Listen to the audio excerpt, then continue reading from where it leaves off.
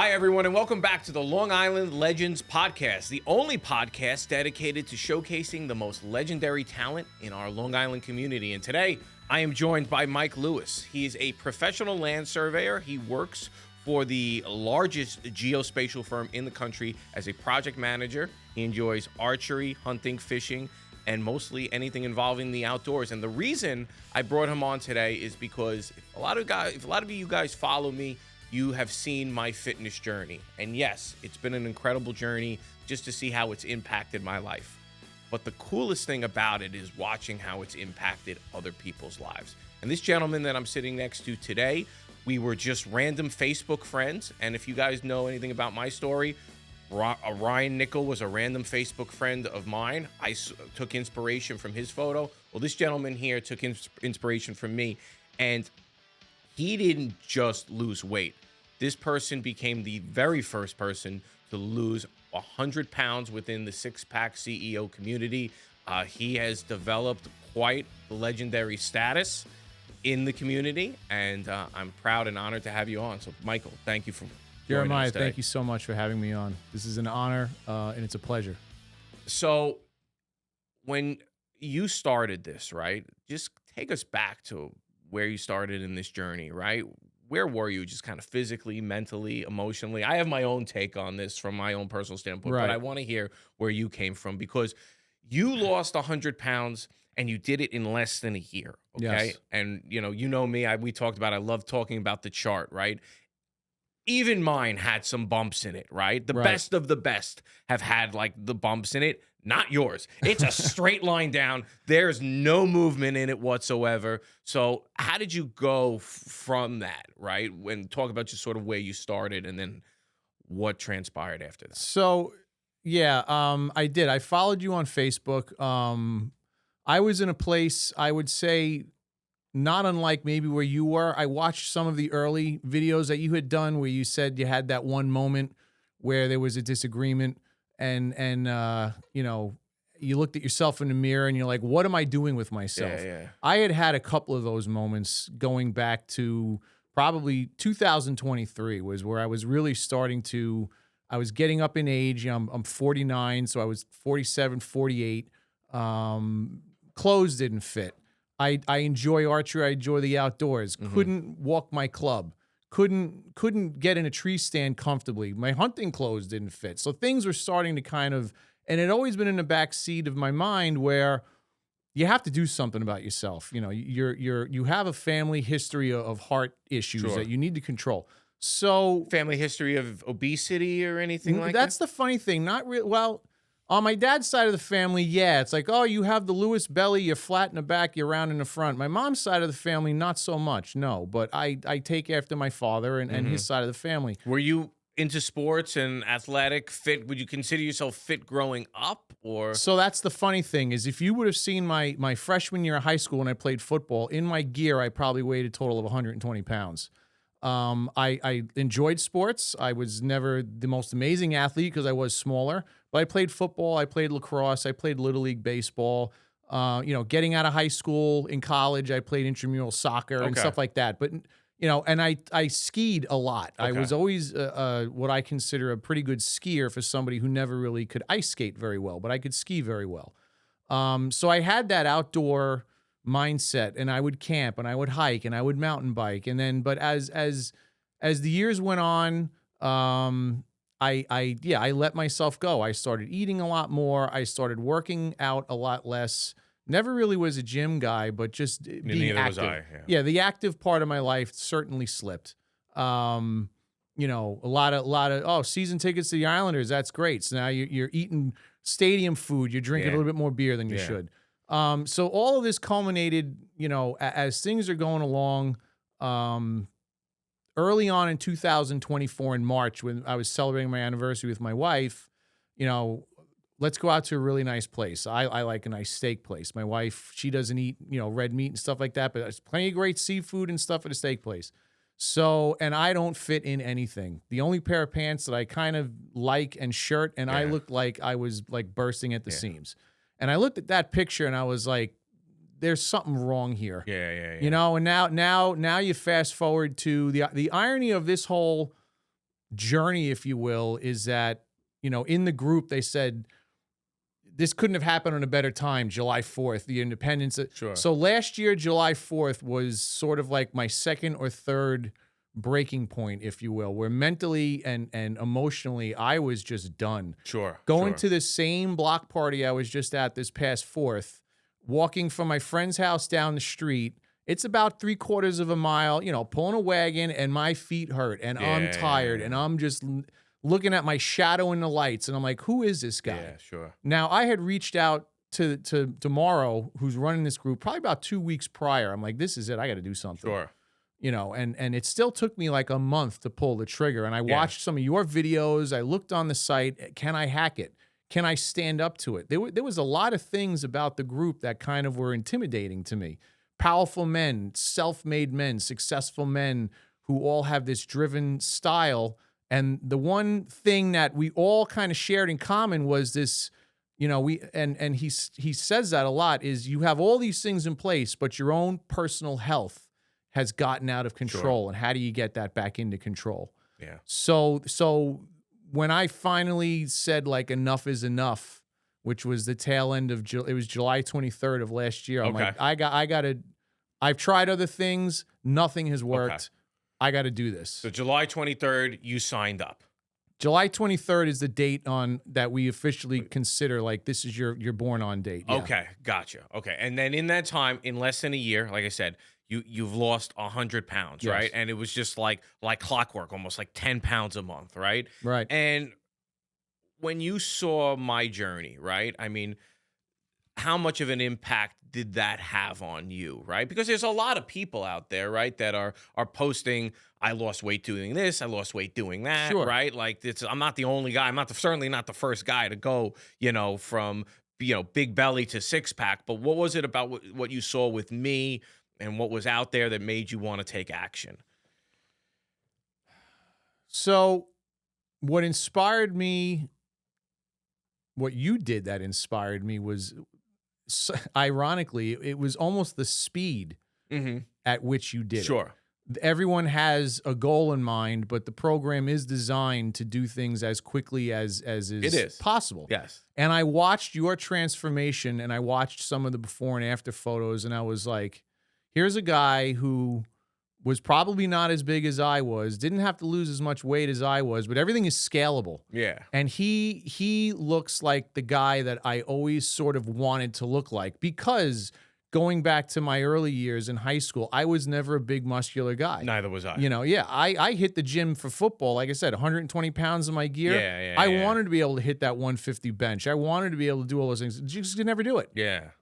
So watching your transformation, I said to myself, this is a program that I don't see myself being able to fail at if I give it 100% of my effort. Yeah, and that's without a doubt the truth. Yeah. And like I say, your transformation of going from where you were to where you ended up, and even now I watch the same thing. These last couple of years, I still look up to you and a lot of the other guys, like, because I'm starting to end that cut. Yeah. Soon. I don't know how soon. It's coming. Yeah, it is, coming. but You're not like, there yet, but it's no, close. I'm certainly not. I got a lot of work still to do, but like, I don't know what's next. Yeah. Can I put on this muscle? I think I can, and Sure. I'm going to certainly give it my effort. Yes. So, I had just posted right before we came in here, because people do ask me, right? Well, how did you lose so much weight, right? How'd you go from being fat to fit? And honestly, in a lot of ways, it was very similar to how I got fat, right? Like, just it seemed fast. I think to a lot of people, it seemed fast, but it really was slow and steady. Because even what you see now, right, is 3 years in the making, right? Like, Sure. the first 8 months, okay, we got the cut done. Since then, it's only become harder because, the muscle building part of it is a little bit more complicated and a little bit more taxing. But at the end of the day, if you start replacing the bad habits with the good habits, right? Like, I didn't get, like you said, you were a skinny kid growing up. I was skinny. I played soccer. I was active. I had a good metabolism. Right. I took that for granted, right? And so I developed a lot of these bad habits because it was like, well, I could just eat sort of whatever I want and be fine, right? Then in my 20s, I realized, oh, that's not working anymore. And then I kind of yo-yo dieted for 15 years, you know? Sounds about right. Yeah, Yeah, from similar. like 2005, 2006 to, Mm-hmm. so maybe 17 years until 2022. It was sort of up and down, up and down. I would lose a bunch of weight, right? And then I would look pretty good, kind of back to my old self, and then I would sort of gain it back. But they were always these sort of hard and fast crash diets, right? Then I replaced it with something like this. And, my journey is a little different than yours because I wasn't off to the races the way you were, right? Like when Yeah. I started off the first 2 months, the scale didn't really move. Really? Yeah. People don't realize that. I tell people that all the time. The scale didn't really move.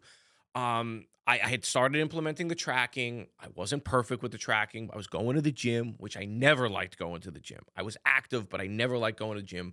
But I was going to the gym. I was tracking my food. I was walking.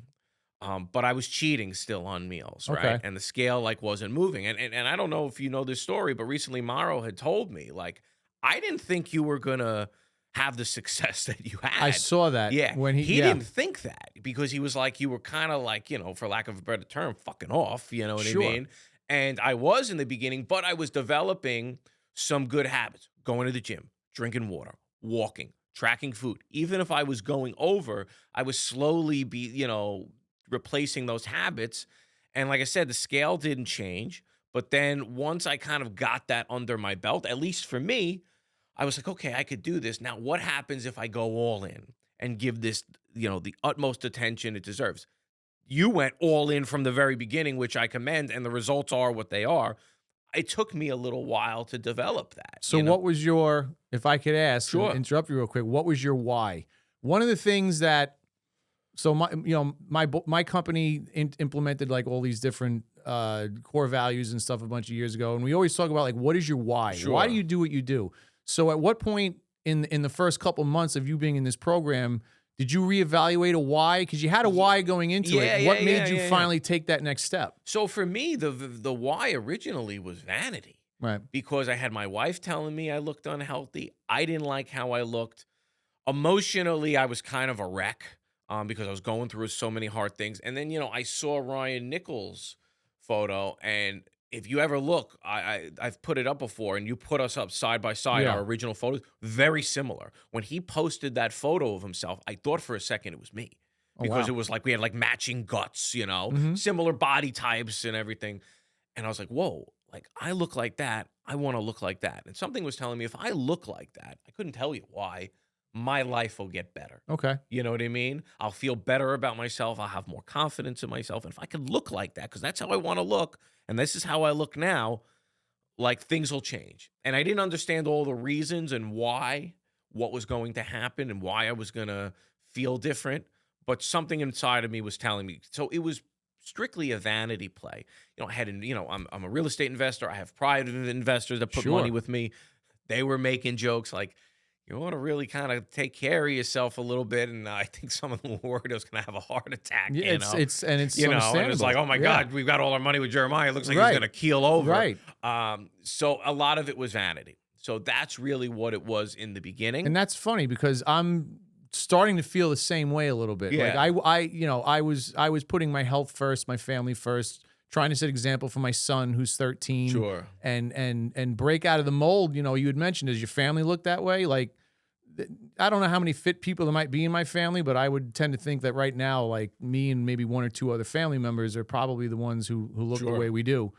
And it's, yeah, I had mentioned that. It's funny you said that because last week I was on, one of my weekly calls with a client, and they said to me like, wow, we didn't want to say anything, but you look like you lost a lot of weight. I said, yeah, I'm pushing close to 100 pounds. And really, they're like, and why'd you do it? I said, well, like, this is one of the reasons why I'm doing it, because Sure. when I have a Zoom call or whatever you want to have kind of call with a client, the first impression is a big impression. Yeah, sure. And this large company that I work for now, with again a lot of important, powerful people that we talk to, I'm trying to change the first impression that Of people course. have of me because they don't know me. A lot Yeah. of people do not know me. Yeah. And so obviously, a little big part of my business is branding, right? Right. I would not be doing this podcast right now if I looked the way I looked, because I hated how I looked. You mentioned that. I would get video footage of myself and I would throw it away. And I always joke, the video person, whoever it was, be like, the camera it adds 10 pounds. Yeah. And I'd say, well, unless you were filming with 10 cameras, you're not really making me Yeah. feel any better, right? So I would hate how I looked. And making content and putting yourself out there is important for my business. Absolutely. And so I was reluctant to do that. So like I said, overall, pretty much a vanity play. Since then we could talk about this for hours, the ways it's impacted my life, the example I've set for my son, just the hormonal balance that, the emotional maturity, right? All of those things that come into play, which I never even thought about, right?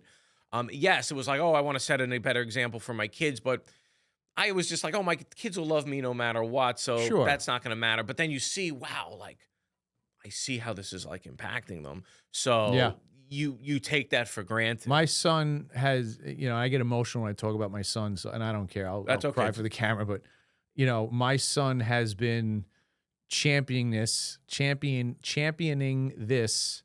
for the last, it's been, I guess, like 4 or 5 days since the 4th of July. Sure. When I had that moment that morning, and then he was asleep, I was going for, it's awesome, great stuff. I got to do a 4.5 mile walk. It's my thing. It's a day off. And I left him a little note, and his text message reply to me was like just a big heart. He's like, you did it. Yeah. And like that really hit, that was a big one for me. Yeah. And that's one of my whys. Yeah. What were your biggest fears or hesitations when you started? Right? Yeah. It's a big financial investment. The financial investment was a motivator, and it was a fear factor for me. I am a bit of a humble guy. Certainly not as financially successful as a lot of the guys in the group, which was part of the intimidation factor. But I was not sure. The money is one thing. If I can't afford it, then I have the honest conversation. You can't afford it, and I find something else. But for me, I was making an investment in myself, and that's the way it's pushed. You're making an investment in yourself, in your life, in your health. So I wasn't so concerned about the investment. I was concerned about, can I get the maximum return on my investment? Am I going to be able to track my meals correctly? How am I going to figure out how to meal prep? Going to the gym, those first couple days in the gym, like, am I going to be able to do these exercises, figure these exercises out? I got to walk 10,000 steps a day. I have to reschedule, figure out a timeline, still have to work, still have to get the school work done with my son, and so on and so forth. And it was, I was not 100% certain if, and not knowing the people in the program, my coaches and all the other things. So I was a little apprehensive, I would say, for the first, month. 2 weeks into the program, I had my 30th high school reunion, and I went to this reunion. It was like, what are you doing? I got on this new workout program, and I'm going to try to lose weight. And, even all my friends, we've heard all that before, and we've all tried it. And, just love yourself and blah, blah, blah. But that was, I was afraid at first that I was going to fail. Sure. And then if I failed, I was going to fail my coach, I was going to fail my family, and I was going to fail myself. Yeah. That was a certain driving factor that I lean on. The price had a big role, and I've spent money on a lot of different things over the years. I'm not afraid to spend money, but that was the most I had ever spent Same. For physical fitness, right? Same. And so that was like, hey, I got to take this seriously, right? I had done, your Optavia and Isogenics and this and that and this diet, and I've tried a bunch of different things, but it was a lot of money. So I don't care how much money you make, like the number is, it's not cheap. Like it gets your attention. You know does. what I mean? And that was definitely something that even to this day, it's you owe it to yourself, and you owe it to your wallet if you want to look at it that way. Yes. To not just, throw your money away for nothing, which I've certainly done. Like you've said it, I've done the same thing. Yeah. And what sets this program apart from all the rest is not even just so much the investment, it's the accountability. Yes. That the investment kind of provides to you when you don't even realize it. Yes. And the other thing is, especially now with things like AI, ChatGPT, right? the information to lose weight is out there. Oh, sure. It's out there. You know what I mean? And I've been saying this now for a while that like information is, becoming less and less valuable, right? And what is becoming valuable is implementation, right? Though not everything is there. It's the ones that, the smartest person in the world, right? Like you've got ChatGPT that can match Right. the smartest person in the world at your fingertips. So knowledge doesn't really account for much, but the ability to implement, right? And so you've had the right coaches, they've obviously pushed you, but from the looks of things, it sounds like they didn't really need to do that much, right? No, I don't, and I mentioned that to my coach on Friday morning when I weighed in, and I said we had our call. I said like, why me? Yeah. What is it about me that made me this, this successful? And it's funny because he goes, well, what's Jeremiah going to say when he sees the chart? I said, he's going to say the same thing he always says. Like, it's an amazing chart. It's a beautiful chart. But like, why am I the one? What did I do? And he kind of explained to me like what I did. Yeah. It was pretty humbling. Yeah. When you started, right? Yeah. I mean, again, I was not a gym guy. Did not like going to the gym. The only thing I would go to the gym and do the elliptical. Like when I Sure. did my yo-yo diets, if I would go to I would try to, eat healthy, go on the elliptical. That was the, essence of, my fitness journey. Was not a guy that lifted. How did it feel when you first started, right? Did you feel good about it? Was it intimidating? It was intimidating. It was, right? It was very intimidating because now you're in a gym and you got the mirrors everywhere and I'm like, oh great, here's this out of shape guy who's trying to take control of himself. Were you at a gym where there was a lot of fit guys, or was it kind of a? Yeah, it was. It's a branded gym. Okay. Yeah, I go to a branded gym not far from here. And yeah, it was whatever time it was in the morning. So you got the guys that are committed and the women that are committed are going at 5:30 in the morning, 4:30 in the morning, and. Yeah, it was certainly something. I wasn't new to the gym. I was new to having structured routine in the gym. And when again, a humbling experience. Whatever exercises they were that I started out with, I couldn't tell you, but I was like, it's usually the full body work. and it was barely like, really, I can only I remember in high school I could bench 100 pounds and now I'm barely doing like 75, 80 pounds. Yeah. So there was some humbling experiences in the gym. Yeah. So, it's funny, right? When I started, I started at Planet Fitness. Okay. Did that for a couple of months. Then I went and bought a tonal machine and switched to just doing strictly the tonal because the Planet Fitness, the way it was just set up and the way the gym was so crowded, I didn't Right. like. But there's no bench at Planet Fitness. Right. The only thing there is a Smith machine. You got the Smith machines, right? So either I would do that or I would do a dumbbell bench press. I think dumbbell bench press, I was doing 40 pounds each, 45 pounds each, right? I curl that now. You know what I mean? Like, so. It's humbling. It's humbling, but, I don't know if you do this, but I go into Trainerize a lot of times and because it'll give you the history. I do. On the workout, and you see that number go up. And we talk about the scale and the chart. Yeah. But now, especially, and you'll notice this when you get into the muscle building stage, like those are the numbers you watch. You know what I mean? It's true. It becomes laughable. Like these numbers that I could barely do, like they're either warm-ups for me now. Yeah. You know what I mean? There's some exercises where I've 3x'd, the amount of weight that I can do. That's great. Now it's been the same exercises that I have done, since the very beginning, but and now, you go to, when I used to go to the gym, right? I used to I was so reluctant because, I record a lot of my workouts now, and I was doing that here and there when I first started, but I'd be so reluctant. I'd be like, all right, I'm going to put this camera here. I hope nobody looks at me. Now I don't give a shit. I'm in that phase right Yeah. now. I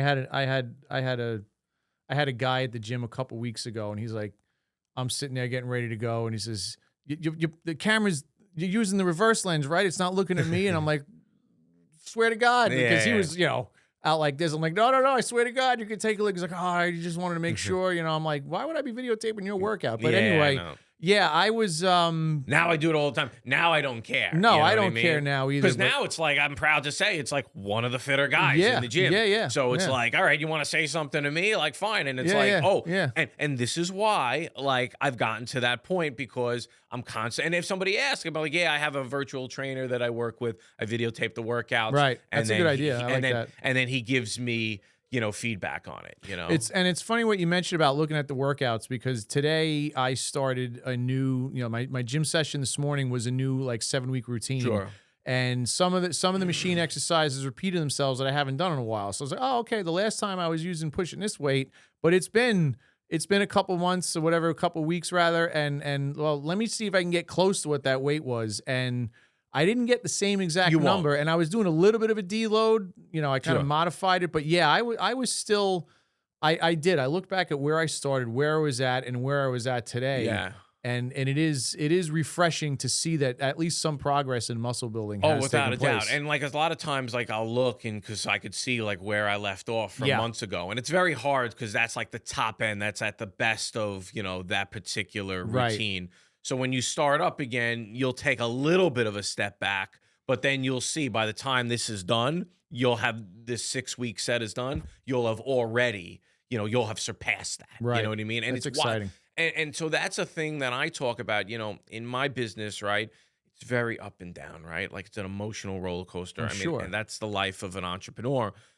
With fitness, right? It's like it is guaranteed to work if you put the effort in. Sure. Right? Like it's very rare. Very few things in life are guaranteed. But like this is one where like you do X, you'll get Y. It's true. Right? And you watch this slow, steady progression. And I talked about this in a presentation I gave a few months ago, where like for me, having that daily steady progression is very, very supportive because like as an entrepreneur, as a business owner, you're on your own a lot of times, right? Like and you're, it's lonely. And so you don't feel like you have any support. Right. You've got your support structure of whatever it is. And whatever it's it is, you watching building, that. Yeah, you've got to build your brand. Sure. Exactly. So in less than a year, you've lost 100 pounds. Yes. Just talk about your daily routine because obviously you've been the most consistent person. Forget about the number. Right. Just pure consistency, the most consistent person that this group has ever seen. What did that routine look like for you? So it was certainly in the beginning, obviously, you try to figure out, the X's and the Y's, if you will. And my daily routine essentially is unchanged in the sense that it's my shake in the morning for breakfast, my proteins and your collagens and all that. If it's a gym day, I add in some honey, I add in a banana. Yeah. Lunch was always like and it was about like, how do I manage my time? So lunch, I always meal prepped. Usually it was like that morning.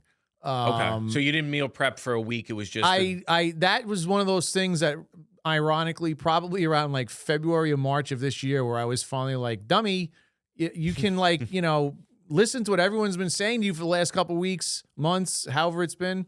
But yeah, I would sort of meal prep. I would have like, I'm going to have chicken. I had the idea in my head, but was it physically made? No. So it was always for a while I was doing like Icon meals or Factor meals or whatever some of the local places are where you can stop in and just grab that's something, what right? I did. That was my thing. And you had given me that suggestion somewhere along the way, like try for lunches, try finding the pre-planned meals with the calories and all the macros are laid out for you. So, but my daily routine was always the same. It was stick to the plan that they gave you. Have your breakfast routine. Your lunch, hit that chicken, beef, whatever it happens to be, the ounces, stay away from the starchy carbs and the fruits. I've always liked, broccoli and carrots and green beans and stuff like that. So the vegetables were never a problem. And then dinner was always about, early on, I was always like come dinner time, like, wow, I don't have nearly enough healthy fats. The carbs are real easy to hit. Sure. And the protein is real easy to hit because I can eat chicken, steak, fish all day long.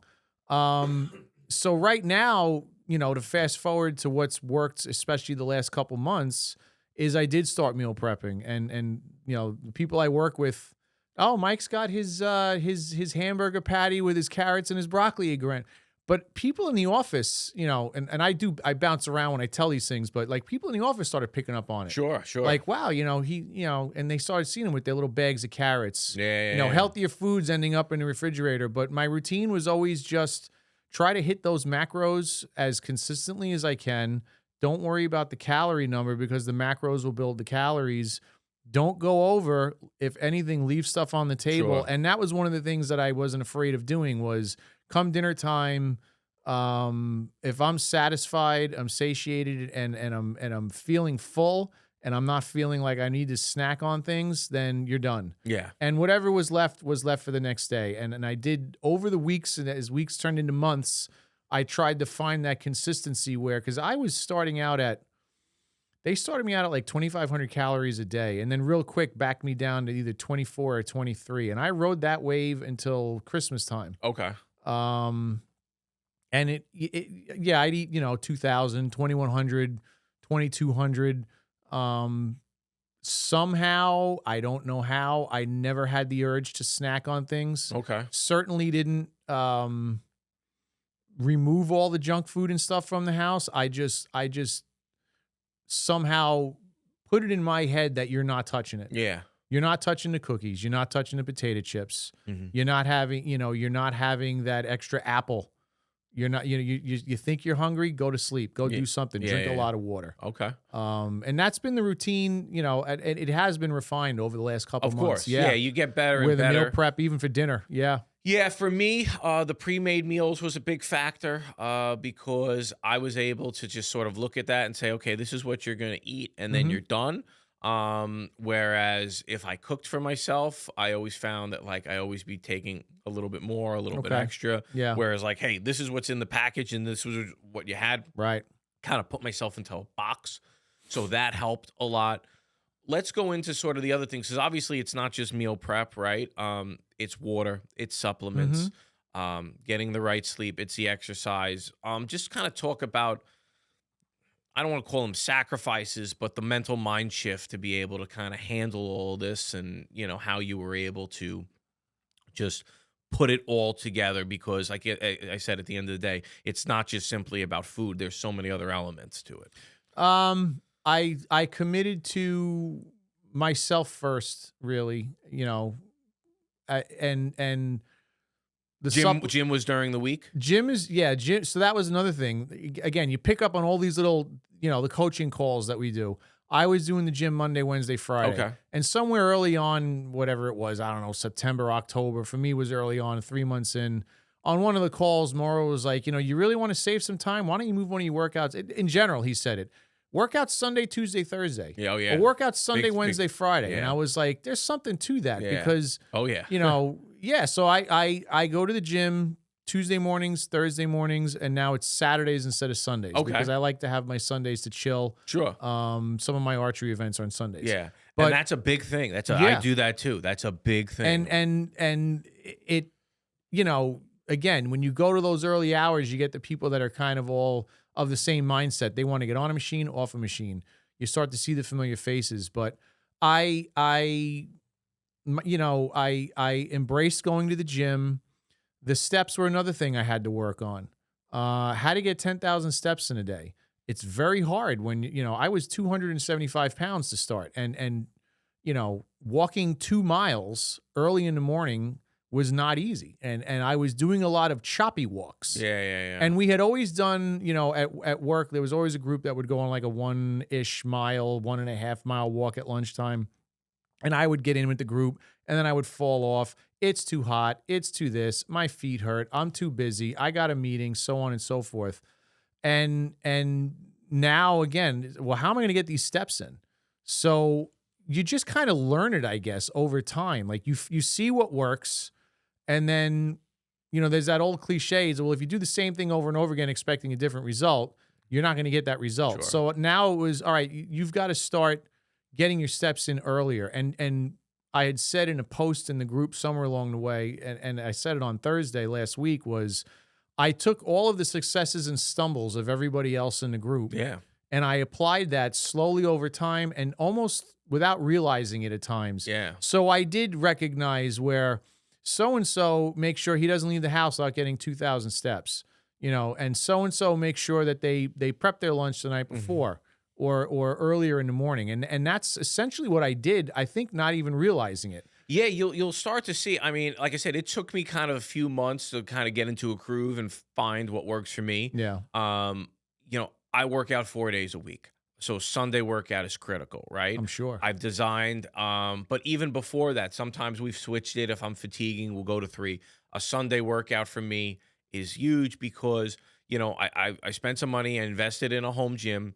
Getting out on a Saturday or Sunday is a little difficult for me with the kids. With the family, right? Yeah. So, if I escape, I come back and, somebody's trying to kill each other. Even in my workouts, like there's times I have to do I'll do the chest exercise. I'll hear the screaming and then I have to run upstairs, break up the fight, go downstairs, right?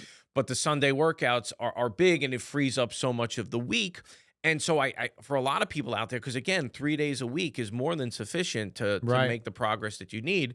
So a lot of people get intimidated by the gym workouts, but it's like, well, hold on a second. Like there's so much technology, even if you don't want to go to the gym, right? Like I said, there's adjustable dumbbells that I bought. They're not cheap. I saw those, yeah. Yeah. 10 pounds to 125 pounds. That's amazing. You know what I mean? And they take a 2 foot by 2 foot area, you stick them in the corner, that and a bench, that could be all that you need, at least for the first couple of months while you're getting going. And that was my first couple of weeks in the program. Was dumbbells. Yeah. Was the handful of stuff that I had around the house and no bench and trying to use chairs and the floor. But whatever gets you going. Right. And and so early on, it was, you got to get into a gym. Yeah. So, for me, I started off immediately, said, all right, I got to go to the gym because I have nothing. Right. Then I was like, okay, a couple months went in. I was like, I'm committed to this, but I need more convenience and I'm not a fan of this gym. So then I switched to home workout stuff, which was working well. But then it was like, okay, well, then it was the next phase, right? I'm progressing where muscle building is becoming very important. I need every advantage that I could get. How do we set this up? So now, I go to Gold's Gym, which I'm extremely happy with, advanced machines, everything I could possibly need. But again, it's still finding that balance where it's like, okay, well, I don't want to be at the gym 4 days a week, right? So how do we do this in such a way where I'm getting the maximum ROI? So 2 days a week, those are my growth days, right? Okay. Those are the times we're going to the gym. Those are the times that I'm using the very best machines tailored to whatever muscles we're developing. And the other 2 days a week are at home with the home workout that I've set up where it's strictly maintenance. Obviously, it's not a Gold's Gym, but it's got enough in there that maintenance will suffice, right? And so tool in the toolbox. It's a tool in the toolbox, and it's all a matter of what fits you the best, right? And so you talked about, hey, the meals, right? A little bit of meal prep, the walks. For me, the walking was okay. I need 18,000 was a number that I set during my cut. I started to realize that the activity level at home when my kids came home from getting this and taking them here and going this place to that place, that when they got home by 4 o'clock, I was able to always get another 6,000 steps in because just from putting them to bed, running around. So I realized I got to get 12 by 4 o'clock. Okay. That's how I set it up. If I get to 12,000 by 4 o'clock, I don't have to think about it. It's almost on autopilot. It's crazy it sounds. The remaining 6 take care of itself. So that was like a system that I had developed. Supplements, that was the other thing. I always pre-organized my supplements because I just I didn't want to do that. So we all, this program, the nice thing about it is that it's not a one size fits all. You have to tailor it to what makes sense for you. Obviously, I did it on my end, and clearly you did it on your end. Yeah. The other thing I wanted to talk about, because I know a lot of people, they'll get down on themselves, right? They'll try this diet, they'll try that diet, right? But at the end of the day, everybody is different, right? Everybody needs something a little different, right? That all starts with blood work. What was it in your blood work that showed up that said, hey, this is something that you got to address, that if you were just shooting in the dark, you may have never identified? Yeah, well, obviously going to the doctor and I knew that my cholesterol was not right, and I knew that my blood pressure was an issue. Some of the things that we identified was vitamin D deficient. Sure. Which you always say, oh, everyone's vitamin D deficient, but when they didn't realize how deficient in vitamin D I was. the homocysteine, the Yes. DHEA, a lot of these things that I never even heard of. They weren't That your normal doctor will just sort of yeah, bypass. they weren't. I wouldn't say that they were. My blood work was not like overly problematic. Okay. In the sense that Who did your blood work? Was it Joey or Morrow? no, at the time, the very first one was Morrow. Okay. And he looked at it and we ran down the list. Your A1C was off, which I kind of figured. There was nothing that was like, oh my God, we've got to do this, this, and this. But everything was just wrong. Slightly wrong. Because he told me when we did my wrong. blood work, he was like, I'm glad you came to me now because he basically said this sucks. Oh, He yeah. He said my blood work was bad. Oh, my blood work was bad. Okay. It wasn't. No, there was nothing great about it at all. Oh, so he didn't pull punch because he didn't pull punches No, with me. no. It wasn't. He said you have a ton of room for improvement. I think was the way he put it. Okay. Yeah, and he said like your A1C, but yeah, when you look at your testosterone and your thyroid, how your thyroid is functioning and all those other things, this works with that and this feeds off of that. Yeah, nothing was in alignment at all. And Sure. I started out with pretty much the same, I think, that everybody was on. It was the homocysteines, the DHEA, the saw palmetto for prostate health, vitamin D. Sure. Whatever. I can't remember half the other ones. Were that you were on blood there. pressure medicine? At the time I was, that was another, I'm glad you mentioned that. Yes. So at the time I was on blood pressure medicine, and I was on cholesterol medicine. So And you're not on them anymore. the cholesterol medicine, ironically, when I just met with my cardiologist who was like doing cartwheels in the office over how much I had lost and improved my health, I've been seeing him for 3 years, and he's been saying for 3 years, you're going to die, in so many words. We didn't talk about my cholesterol medicine, which I kind of want to get off, but the blood pressure medicine early on, Morrow had suggested try this supplement instead, take it at night, and then see what it does. And I read the ingredients and so on and so forth. I said to myself, you're not taking the blood pressure meds anymore. You're going to take this for 30 days and see what happens. That was one of the amazing things about changing the diet, getting this exercise, going to the gym, is that I would say in about maybe 45 days total, I had just taken myself off the blood pressure medicine. I had done the 30 days of this tablet, this natural remedy, and I was checking my blood pressure twice a day, and I watched my numbers just start to come down into what was more of an acceptable range. Without the medicine. Without the medicine. And then I stayed off the medicine, and I stayed off the supplement, and I tracked, and it just kept kind of going down, down, down. So at the time when I started, I would say my blood pressure was 130s over 90s, 130s over 100, which is awful. And now I'm like 100 over 60. Yeah. And I took myself off the blood pressure meds. I still take the supplement from time to time. The cholesterol corrected itself very well just from the diet. My initial blood work with the cholesterol medicine, the cholesterol was not good. The diet I attribute more than the cholesterol medicine. My follow-up, I had blood work done. I can't remember exactly when. It was probably around Christmas time, 6 months in. And yeah, all of a sudden my cholesterol numbers were like, boom. They were almost at the bottom end of where they need to be. Yeah, no, I remember him posting about it. That's right. He did. Yeah. So I thankfully, those are the only medicines that I was on. Long Island residents, do you have a house that you want to potentially sell off market, your terms, your timeline, your way? Or do you know of somebody that could benefit from that?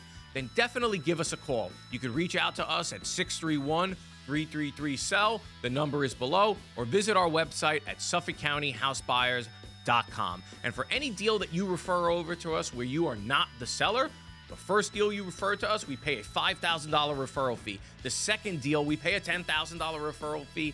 And get this, the third deal that you refer to us, we will split the profits with you 50-50. And some of our deals are multiple six figures, so this can be a life-changing amount of money. It could pay for weddings. It could pay for college, anything that you choose from. So please take advantage of this great opportunity. Once again, we're looking for off-market opportunities where a seller wants to sell on their terms, their timeline, their way. I remember I had gotten COVID in 2020, and I went for I didn't feel right for a long time afterwards, and I was going to the doctor and like, your blood pressure is high.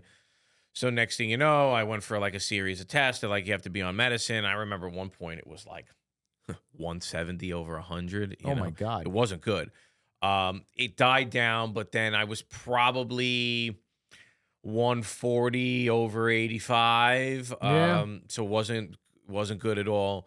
Now no medicine, nothing. I take, supplements that, Right. just, promote longevity and like you, maybe 115 over 60, Right. It It's right where you should be. was right where you should Yeah, be. yeah. So, the fact of the matter is that, everyone wants to put you on medicine, and even the medicine, like, yeah, it brought me into a somewhat acceptable range, but get off the medicine and you start, really implementing the Right. right health factors, like you're going to be beyond, even where they recommend. You're going to be in that Right. optimal range, And which is where we both That's are now. one of the great things about, some of the side things that you learn out of this program. And it's something that I've said for a while is, doctor, for whatever the reason is, not to point a finger or find a fault, but it seems like in this country, everything is like, we have a pill for that. And you see it on TV all Yeah, the time. sure. We have a pill for that. We have a pill for that.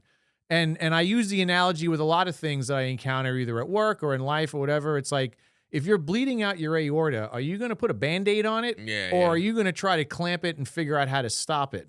Like putting the pill on the problem is the Band-Aid. And my doctor's great. He always said, like, these pills don't mean you can still go to McDonald's and you can still go to Chick-fil-A. You've got to eat healthy. You've got to fix your health. You've got this. You don't want to be on this medicine, but I'm keeping you on it because it's the only thing that's going to keep you from having a heart attack. Yeah, I know. But yeah, it seems like people look at the pill and say, oh yeah, this will fix the problem. And they Yeah. don't look at the root cause. They don't. And that was something that I neglected for a Yeah, long time. me too. So during this journey, it's been about a year now. Were Right. there ever moments where you just felt like giving up? Because it's not easy what you did. I know, having Yeah. been there, it's not easy. Were there any moments where you're like, man, I'm hitting a wall here? I wouldn't say that there was never a moment that said you're going to stop the program. Okay. It's the day-to-day waking up at 3:30, 4 o'clock in the morning. Do I really want to go to the gym today? Sure. Oh, crap, it's raining. I got to get my steps in because if I don't get my steps in, that means I'm going to be back behind the 8 ball again and I got a meeting at work. So, but there was never, thankfully, and I'm hoping this continues. I don't see why it wouldn't. There was never really a moment where I said to myself, you're failing, give up, get out of this program. It's too expensive. It's creating too much friction at home. I kind of just dug my heels in and said, this is what you're doing. Take it or leave it, and people at work held me accountable. Yeah. My family held me accountable, but people at work were holding me accountable a little bit. Did you get any pushback? I know you said friction at home. Yeah, Was there any pushback? Yeah, there was a little bit. The financial aspect of it certainly Sure. can create friction. And it's something that I had brought up with my coach from time to time. And I've certainly brought it up on the calls where learning how to navigate that sensitive zone, if you will, of how to not be overbearing on your wife or your significant other. I'm sure there's plenty of women that have a husband that don't want to maybe, follow along. And I'm kind of a type of person that doesn't really care what he says is a lot of the time, in the sense that I will find a polite way to say, you really should be doing this. Yeah. When I got to lose weight, and then I get the look. They don't say it, look, but it's Yeah. like, well, you know what you have to do. Why don't you try this? Why don't you feed off of what I'm doing? Sure. Like, this could be a 2-for-1 deal because I could be doing the meal prep for you. You could be going on walks with me. Certainly a lot of friction there, which I've navigated from time to time. I've learned when to keep my mouth shut. Because I think people, but here's to your credit, a lot of people will use that scenario and be like, you know what? I guess it's just not going to make Yeah. sense. You know what I mean? But, and I have been there, you know what Yeah. I mean? So I know exactly what that's like. And But it's even, a couple of weeks ago it was, well, you lost all this weight. How much longer are you going to be in this program I for? know. Yeah. And I was like, there really is no end date Yeah. right now for me. Yeah. Well, I would like to be able to do stuff. And I'm like, but like, go to the gym, Sure. use the gym membership, go for the walks. Like, yeah, I'm spending a lot of money on myself and I do feel guilty about that sometimes. And in the same breath, like I still kind of dig my heels in. This could be a 2-for-1 deal. Yeah. You know, like I could be everything I'm learning, I could be helping you Yeah, with. sure, I'm you not a pass. coach. I'm not going to come off as a coach. I can't get you the blood work and stuff done, but if I can get you like 75% of the way there, or let's figure out a way to get you involved in the program if it's something you really want to Yeah, do. no, absolutely. So yeah, we have it creates some friction at times, but thankfully my wife is supportive of it. Yeah, and I will listen. I mean, at the end of the day, like my wife is, very happy with like the end result, Yeah. right? Like, so we can't discount that. Yes, there's a lot of like meal, a lot of the pre-made meals, which she likes, which Right. she's okay with. Um, I would say one of the sacrifices that we made was that I didn't, and not that we did a lot of this to begin with. It helps that our life is chaotic with the kids. Mm-hmm. There's not a lot of sit down dinners, you know what I Right. mean? Where most Same. of our time is spent late at night. It's Yep. like, hey, you want one of the meals, grab one. If you want to sit with me, great. If you want to grab one at another time, no problem. I'm going to sit down. I'm going to have my meal. She takes care of the kids' food. So there's not really that, collaborative, sit down dinner time. Yeah. But to be fair, and this was even before I went, down this path, she'd be like, I hate eating because at this time, because the kids there's always some kind of chaos. Of The course. food goes down like poison. For Yeah. me, it really doesn't bother me. Like when I got to eat, right? So I Right. don't care what could go on. There could be bombs going off. It doesn't matter. I got to eat. So for me, I sit down, I eat, and she's a little different. She can't really do that. But I could see how that could create some issues, especially if couples, significant others bond over sitting down and eating together, and then that has changed, right? That's something that, you may have to overcome. Yeah, it's something that we're still working on. Yeah, I get it. Yeah. What role did accountability play? Like, because at the end of the day, I joked like, oh, it didn't sound like you needed much accountability.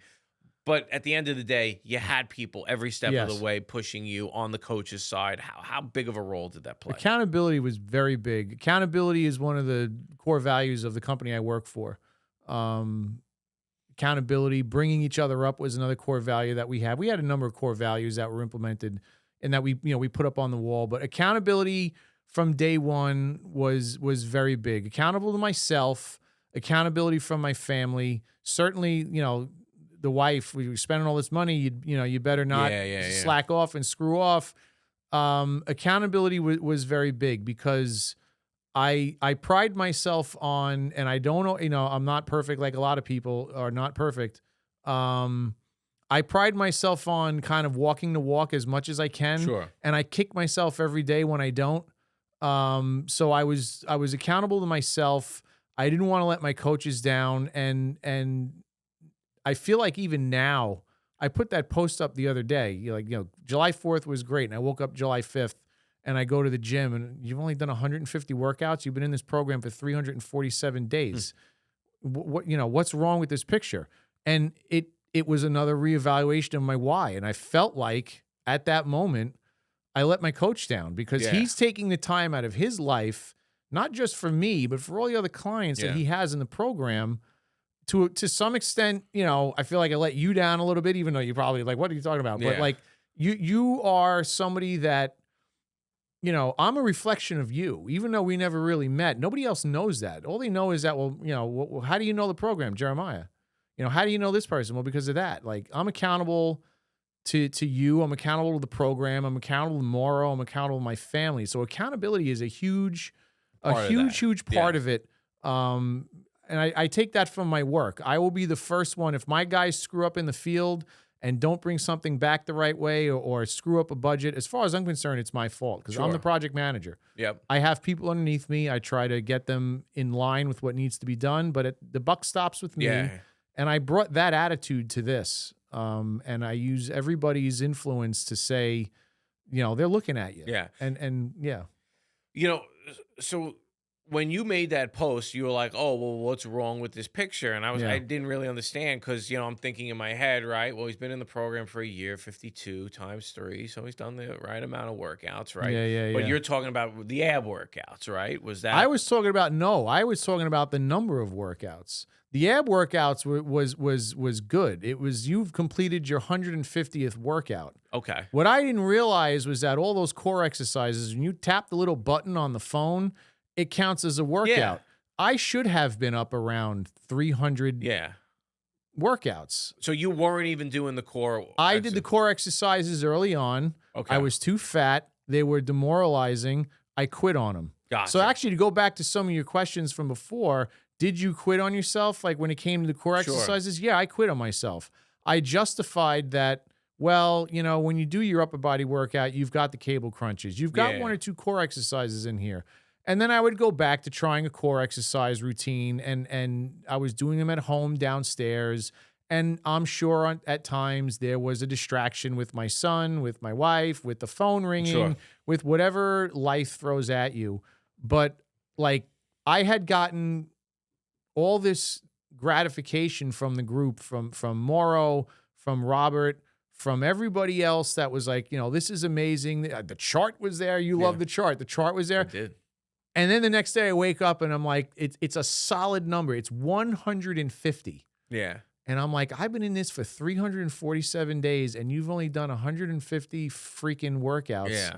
You should have been up around 300. Well, to your point, right? Like, And it hit me hard. Like I was like, Yeah. you screwed up. but here's the thing. It's like anything else. It's like you have to look at the journey, Yeah. having been there, and saying like, okay, like one of the things I didn't do early on was I didn't track my numbers very well from a workout standpoint. Okay. So, for instance, with the tonal, right? One of the things I would do is like, I would put the number in, right? And let's say you do 10 reps, right? A lot of times it has this spotter assist component in it. Gotcha. So as you start to hit failure, it'll assist you. So what I should have done was tracked properly. The moment that I hit failure and it was assisting me, that was where I set it up. I was putting the numbers in based on how many reps I could do with the spotter until I couldn't go anymore. So you absolutely failed. So I was Yeah, absolutely you were done, out, done. right? Not really a good indication, right? Okay. Not proper tracking. But like anything else, it's like you have to understand, like this is like a journey. Mm. You've obviously had tremendous, and think about it. Like on one end, you're disappointed with yourself, but on the other hand, now think about how much more you can accomplish because you've already become, in my opinion, one of the most accomplished people in the group. And that was without doing the ab exercise. Yeah. Now think about what happens if you do it. So the nice thing about this is like there's always something to build on, right? For you, Right. it's doing ab exercises. For me, it was tracking my numbers better. Right, Now right, I'm right. like fanatical about how I track things. You know what I mean? Because I know that like I'm fighting for inches. So everything has to be uniform across the Right. board. Otherwise, I'm not going to get the proper indication. And right? that's one of the things, the numbers for me, being a professional land surveyor, numbers are everything. Yes, else. yes. Data and numbers drives what we do. And I was always fanatical about, measuring out my milk, measuring out my oils. It's not, what's a cup of milk? All right, this is a cup of milk. Yeah. This is a tablespoon of olive oil. Early on, you can have 6 ounces of pasta once a week. And I'm like, I love pasta. 6 ounces of pasta is like, I used to eat that was like, I know. that was a daily appetizer before the chicken parm. Exactly. But it was I have I went to the gym today and I missed my abs yesterday because I was busy doing A, B, and C. So it's like you're gonna slide into Tuesday and you're gonna punish yourself. Aaron had said that when the tail end of last year, I think he was the 6-pack CEO of the Yes. year, was right. And when he was asked, like one of the things, I do the ab workouts that most people probably skip over. Yeah. And every now and then when that hits my head, I'm like, you've set yourself up for a longer cut than you really wanted to because those visible abs are not going to be as visible as they should be. Had I been doing but them now for 300 days. It gives you something to work off now of. it's a positive. Yeah. To that point, how is this transformation, aside from the physical, mentally? Like, where are you at mentally because of this? Because that, for me, like I said, I started off, this was strictly a vanity play, Yeah. right? Over time, the mental, consistency, the mental toughness that you develop. And I'm not perfect. I still have my moments, but Right. how has that changed for you? I've certainly gained a huge confidence mentally and emotionally in how I conduct myself, how I see myself in the mirror. I feel like how other people in the office see me. Certainly, there are people in my office that were inspired by what I'm doing. You know, one guy I work with is getting married at the end of this year. I get maybe in the fall.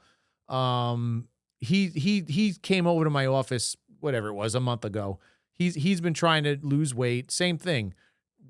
Athlete in school, played college lacrosse actually, not at a high level, but played college lacrosse, right? So, walks around the office just to try to get those extra steps in. Started asking me for advice. What have you been doing? How do you work with your macros? And what do you think about this? And this is what it's so on and so forth. And that feels really like rewarding to me. Mentally, I find that I walk with my shoulders back a lot more. I'm not as timid. I'm not as afraid to be proud of what I've accomplished. Sure. I'm comfortable in my own skin again. Your identity changes. I've said that many times. It really, my laugh has changed. My voice has changed. Yeah. My son and I on Saturday, we went to the mall. I'm restless. I want to get out of the house. My wife was like, he's trying to drive me crazy. All right, let's go to the mall, dude. Let's go to Game On and play some video games. Just like things like that, little things like that. Like I feel good about dressing up again. I was the guy who used to hide behind the fancy, funny t-shirt. Don't look at me, look at the funny saying on my shirt. And while you're doing that, you're going to see my big belly. Like now I'm finding myself looking at dress clothes, looking at nicer types of clothes, trying to rebuild an identity for myself. And I totally attribute that to being, mentally happy and emotionally healthy. What surprised you most about this journey? Like, there's certain things that like, I didn't expect this, right? Like, what about you being in this, like... I honestly did not expect to lose 100 pounds in less than a year. What did you think when you started? When I started, I just wanted to be healthy. I wanted to get in shape and lose weight. I wanted to have Jeremiah's six-pack. I wanted to have so-and-so's athletic build up top, when you see the pictures of the guys. I think I benefited from timing in hindsight. I came into the program the end of July. One of the things that surprised me was, we had a steps challenge in November. And this is going to make you escalate your steps. It gave me a goal to focus on. Sure. At the same time, lose 25 pounds by the 25th of December for Christmas. That was a goal. And I little surprised. That was a goal when you started. It became a goal when I entered in. Again, it was a piece of accountability. I'm gonna because by Christmas you must have been down 50, right? I was down. I was down 50 pounds by Christmas. Okay. So the goal was somewhere around October. We're going to lose 25 pounds by the 25th. Whoever does it first gets a reward, gets a prize, I think it was. And before that, it was the steps challenge was in November. So the challenge was presented to me, and if I'm going to sign up for a challenge with a team or against myself, I was surprised by the fact that I found ways to alter my schedule, if you will, and make these things work and adapt to extra work being put in front of me with the opportunity for reward. So the same thing, the lose 25 by the 25th. And as we're going along, I had said to Robert, well, not only do I want to lose 25 by the 25th, but I want to hit like a 50-pound mark by a certain time.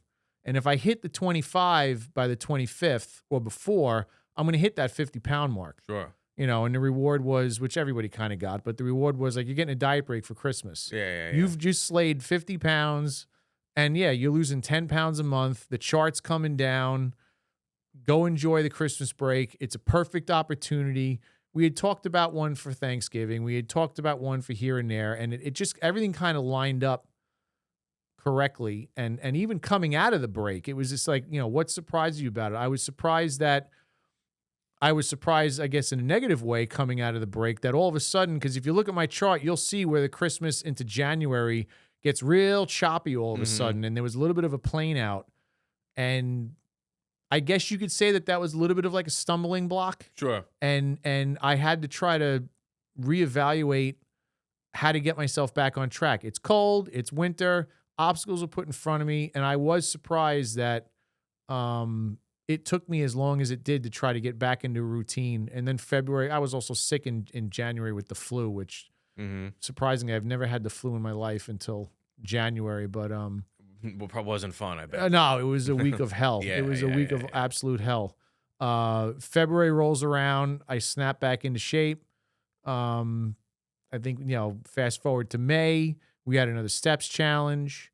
And again, I surprised myself at my ability to, as the weight's coming off, you're finding that steps are pouring off, Yeah. accumulating faster. And like you said, the gym workouts seem to be going smoother. The sleep is improving. So now all of a sudden, it's Yeah. not a struggle to wake up at No. 3:30, 4 o'clock in the morning and get to the gym. And there were certainly those times where I would operate on 3, 4, 5 hours worth of sleep for multiple reasons, family stresses, work stresses, so on and so forth. I was surprised, and I continue to be surprised at how fast your body reacts to things in a positive way now that you've maximized your body's potential with respect to being healthier, being fitter, being leaner. What would you give to somebody if they were in the same place you were a year ago? They're watching your journey because, like I said, you've watched Yeah. mine. People are going to watch yours, right? You talk about the relationship that it's had with your son, it's your coworkers, Mm. right? All these people now that are, it's like me passing the torch to you and you now passing it to somebody else, right? What do you suggest? What advice do you have? They're watching you, they feel stuck, they don't know what to do. What's the best advice for them? The best thing you can do is, well, and I have said this to people. One person in particular at my company who's struggled with weight loss and identity. I've told them you have to hit a rock bottom. I don't want to, demean people that have substance abuse issues or alcoholism issues, but they don't change until they hit a rock bottom. And they're the only ones that can affect a change. And being overweight, being obese, being whatever it is, you have to hit a rock bottom. You have to accept you're at a rock bottom, and you have to commit to change. And then, you have to take baby steps, which is something that I said early on. You lost that first 20 pounds, and that 20 pounds became 30 pounds, and you get a message from Morrow privately, like, congrats. It's, And the plaques and the awards. The plaques and the awards, right. The kudos and the post on the Facebook group. And I'm saying to myself, it's all about baby steps. Yeah. Take those baby steps. You have to crawl before you can walk, and you have to walk before you can run. So take that first step. Don't be afraid, because you owe it to yourself. You owe it to your family. You owe it to whatever it is, your why. Find your why, and you owe it to your why. Yeah. And the worst you can do, trying something and failing is part of life. Yeah. Giving up is and quitting is you're at the end of the day, you're letting yourself down. Yeah. So my advice to anybody who doesn't know where to start is find something, start it like we all did. If it doesn't work, admit to yourself it doesn't work, but find the next thing. And find your why, take that first step, and ask for help. Yeah. I think for me, like when I saw Ryan, right, and I saw what he was and how similar it was to me and Right. what he turned into, knowing that I could be that, right? For me, a lot of it was, how do I be the best physical version of myself, right? And the Jeremiah of 6 months ago and the Jeremiah of now, right? Like, it's different, right? So the thing that always scares me the most, right, is feeling like I haven't, looking back in 6 months and feeling like I haven't progressed, right? So when I started, I think when I was at my heaviest, which was before I started working with Morrow, I was like 228. And by the time I had started with him, I was like 211, 212. I had like lost a little bit of weight by just not eating like a complete idiot. Yeah. So I lost a couple of pounds, but I still, around there. in the beginning, it was like, I just want the scale to move, right? And then it started to. Then it was like, all right, well, just want to get to 200 pounds to 200. Then it was like a big deal to get, getting under 200 was a big deal. Hadn't been that way in a while. And I felt like on top of the world. I felt like, the fittest guy around, right? Being under 200. And then all of a sudden it was like, okay, well, let's get to 190, right? Yeah. And then I started tracking body fat more. And it was like, oh, okay, well, you're 15% body fat. Okay. Like, and then, you got down to it and, I got to say, my lowest was like 165, Wow.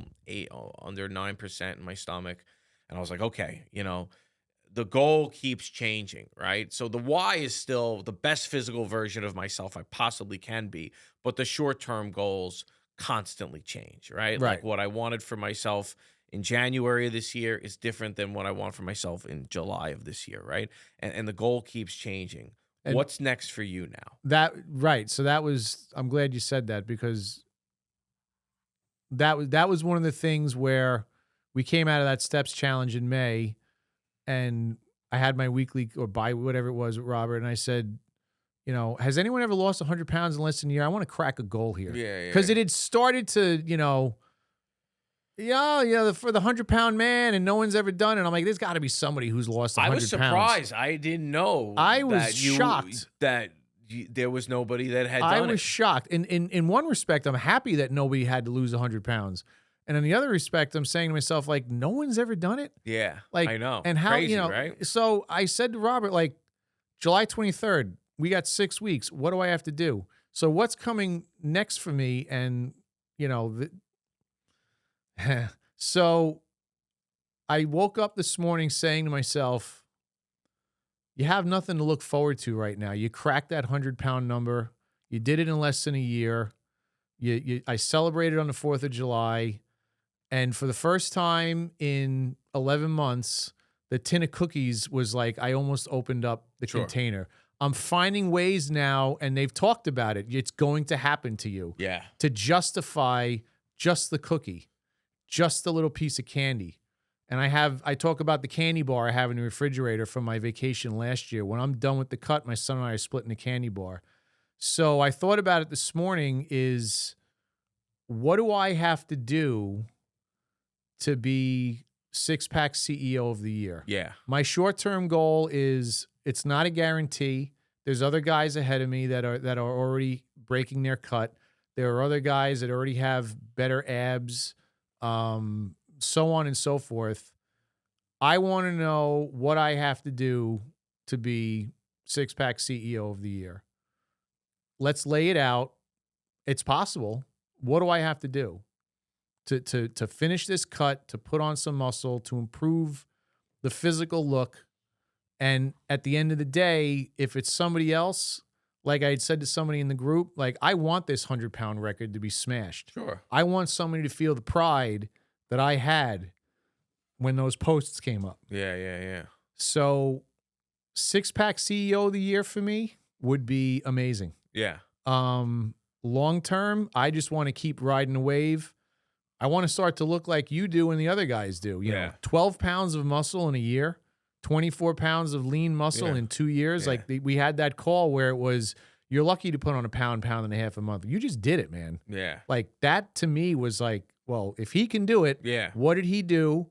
How do I have to improve on it or mock it? Not mock it, mimic it, because that post has been put up. You want Jeremiah results, you've got to put in Jeremiah effort. Mm-hmm. I took away those little things, those little successes and stumbles, taking the notes at the retreats, doing this, doing that.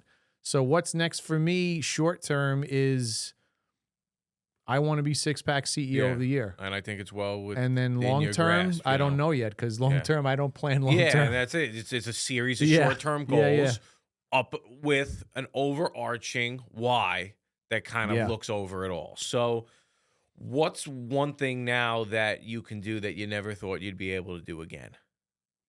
Walk my archery course. Okay. And hopefully go skiing again. Haven't skied in a while. Okay. You know, the whole way of going skiing has changed in all the years since I've gone. It's the mountains are crowded. COVID had a lot to do with it, but things that I can do now. I picked my son up and jumped into the swimming pool with him couldn't do that Yeah. 11 months ago. Couldn't pick my son up. Yeah. Walking, I walked 4.5 miles. In May, the beginning of May, I ran the Long Island Marathon 10K. Never in my life have I ever run, ever. Like Yeah. even in high school, didn't run track, never ran, never Yeah. liked running. Bunch of us in the office, we're going to do it. All right, let's do it. A couple guys are going to run the half. I'm going to do the 10K. I'm not doing no half marathon. Didn't run a single step to train for the 10K. Okay. Walked a lot more, walked a lot faster, set out to run a 10K, and I ran the whole dang thing with like a 10-minute, 34-second average mile, which was very fast. Sure. Did the Murph Challenge at the end of May. Never in a million years would have thought I could do a Murph Challenge. I did a modified Murph Challenge in the sense that I didn't use the weighted vest. I didn't do the full 100 push-ups, 200 pull-ups, 300 air squats, but I did a modified version of it. And something, I want to get back into skiing. I want to get back into hiking. Never really hiked all that much. We'd go on vacation. You'd have the hiking trails nearby, and you'd do, 10 mile easy walk. I want to hike again. I want to ski again. I don't know what else I want to do because I kind of find these things I'm able to do now. If I'm not mistaken, did you went on a roller coaster with your son? Yes, you're right. Yeah. How did I forget that? Yeah. Because my mind is like, it does that. I snap off that. I'm glad you brought that up. 100% correct. That was one of my breaking points last year. I kind of thought about that before we had this discussion, and I totally forgot to bring it up. Yeah. I was the guy who, when you got into the roller coaster, it was like, we need help over here. The attendant coming over. Yeah, and I always laugh about, we got on this one ride, and I'm like, well, the guy in front of me is the opposite of me. Like, if you remember the movie Twins, like he's the Arnold Schwarzenegger, and I'm the Danny DeVito kind of scrunched into the seat. Yeah, a couple weeks ago, 2-3 weeks ago, my son and I went to Great Adventure, and it was a pleasure sitting in the seat, not being squeezed in, pulling the safety bar down, having room to play. I did 26,000 steps that day. Yeah, you'll do a lot. I walked my whatever it was in the morning. Yeah, I'm glad you reminded me of that. Thank you very much. Yeah. Well, I bring that up because, last year I was at Hershey Park. Right. And my wife and I just decided to go on a roller coaster together. My kids were with my dad. And so we went on, and there was a guy ahead of us that he was, large in size. He couldn't get on. They eventually said, "I'm sorry, sir, but it's not safe for you to be on." And that was something I was afraid of. Yeah. And seeing that, I'm like, I remember saying to myself, man, like, how does that guy feel? And I was never at that point. You know what I mean? But just people take for granted, like sometimes just certain things that you can do, and some people, unfortunately, do. They let themselves go to a size that it impacts normal things. And even aside from the ability to just sit in a roller coaster comfortably, 26,000 steps, that wasn't happening a year ago. Absolutely not. No, a year ago, and that's a year ago, same thing. We do a Hershey Park trip every August when my son's camp ends leading up to Labor Day weekend. And so I had been in the program 6 weeks, 5 weeks, whatever it was. Yeah, this was on Candemonium. Yeah, I know that ride, 100%. Yeah. So thankfully I fit in Candemonium. Okay. But some of the other ones where they're trying to find that extra quarter of an inch on the safety belt to click you in, or you get on the one ride where it's like, if you're of a certain size and weight, you really should be in the first car. Yeah. And the Hershey Park thing was 15,000 steps, and my feet were killing me by the end of the day because I was still pushing, probably 265 at the time. Yeah. I don't even think I had dropped 10 pounds. Maybe I had dropped 10 pounds. Yeah, and not to minimize it, but like you did the 26,000 steps at Great Adventure. I'm not saying you felt like a spring chicken ready to go, but you managed. Like, I was tired from the fact that, I managed. My feet were hurting. My back was hurting, probably from the rides. But like I had been up early. You have to get you 3 miles in. And then, 20. And my son was laughing because we kept looking at the watch. You think you're going to hit 25,000? I go, Mikey, we're hitting 26,000. Yeah. We're hitting, you think we'll get 27,000? I said, you know what? Let's stop at the rest stop and we'll go to the bathroom and we'll walk around and see what happens. But we came up a couple hundred short of 27,000 steps for the day. So which means he followed me along for 20,000 of those steps with my son, which was that was big for me. I'll end off with this because I don't know you well, but Right. obviously following you on Facebook, I know the impact and how important your son is. What has that played in all of this? Now you get the tears. Yeah. He's followed along. I notice things that he does and says at times where he still wants to eat the junk food. You know, why don't you try the burger? Why don't you try the chicken? But he picks up on these little things. I want to be strong like you, Dad. You know, he goes like this. It's not there anymore. I used to play your belly. It's not there anymore. Too, yeah, I'm sure. I used to do it to my dad.